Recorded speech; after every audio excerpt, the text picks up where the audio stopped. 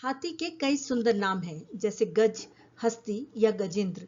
लेकिन क्या आप जानते हैं कि ये नाम उसे क्यों मिले?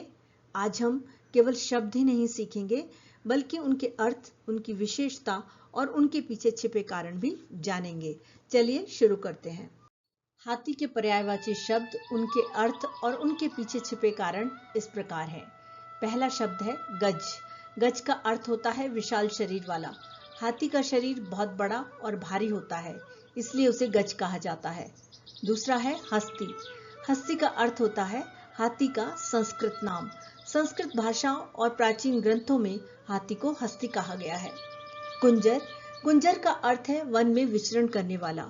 प्राचीन समय में हाथी जंगलों और पर्वतीय क्षेत्रों में घूमते थे, इसलिए उन्हें कुंजर कहा गया। द्विप। द्विप का अर्थ है जिसके जीवन में 2 बार दांत निकलते हैं। हाथी के जीवन में 2 प्रकार के दांत विकसित होते हैं, इसलिए उसे द्विप कहा गया। अगला है करी। करी का अर्थ है बलवान और कार्य करने में समर्थ। हाथी अत्यंत शक्तिशाली होता है और बड़े बड़े कार्य आसानी से कर सकता है, इसलिए उसे करी कहा गया। हाथी का अगला नाम है मतंग। मतंग का अर्थ होता है बड़ा और बलवान हाथी। हाथी अपने विशाल शरीर और बलवान स्वरूप के कारण मतंग कहलाता है। गजेंद्र। गजेंद्र का अर्थ है हाथियों का राजा।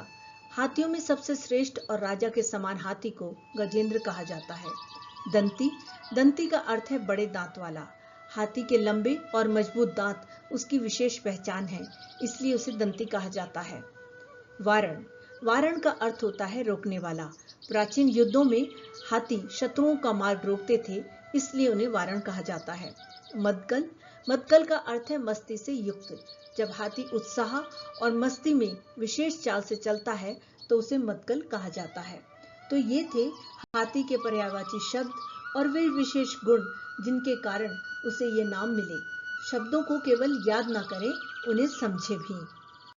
आपने हाथी के सभी पर्यायवाची शब्द सीखे, तो अब समय है एक छोटी सी क्विज का। इसमें दिए गए पर्यायवाची शब्दों को उनके सही अर्थों के साथ मिलाइए और अपने उत्तर कमेंट में बताइए। फिर मिलेंगे शब्दों की इस अनोखी दुनिया में एक नए शब्द और उसके रोचक नामों के साथ। धन्यवाद।